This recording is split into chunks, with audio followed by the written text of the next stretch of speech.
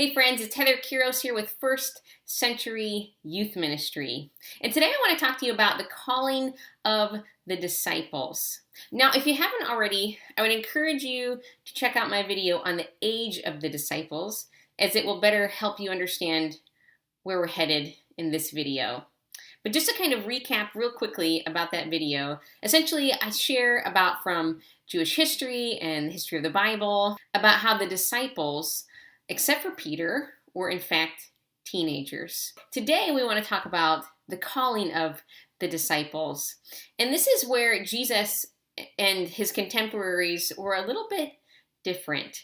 And if we grasp that difference and that truth today, it can so encourage us in our ministry with teenagers. And so it was typical in the Jewish educational system that if you were one of the best, if you continued on in the Jewish educational system, you would get to a point in your study when you would go and approach a rabbi and ask if you could follow them. Now, if you weren't the best, if you just didn't quite make the cut, at some point you would drop out of school and you would begin to learn a trade and eventually start working in that trade. But again, if you were one of the very best, you could go to that rabbi, ask if you could follow them. But you see, that rabbi was looking for disciples as well. They were paying attention to the best of the best in the Jewish educational system.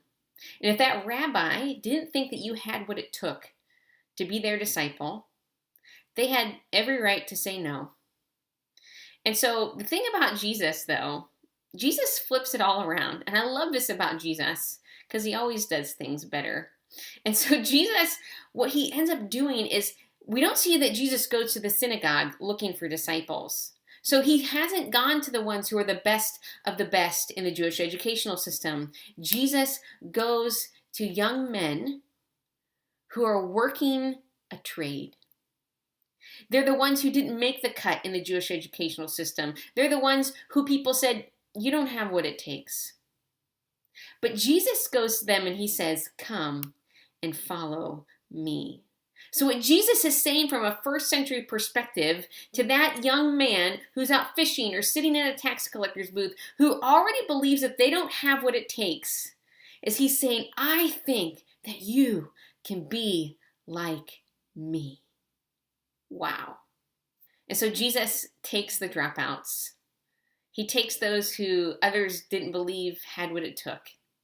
And through his power, he enabled them to do things they never would have dreamed possible. And so maybe you have a teenager or two in your midst who feels like they just don't have what it takes.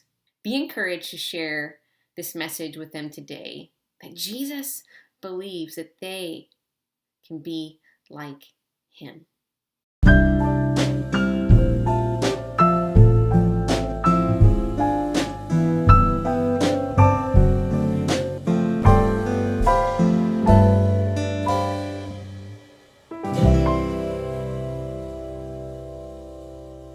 If you like this video and would like to see more like it, be sure to subscribe to my channel.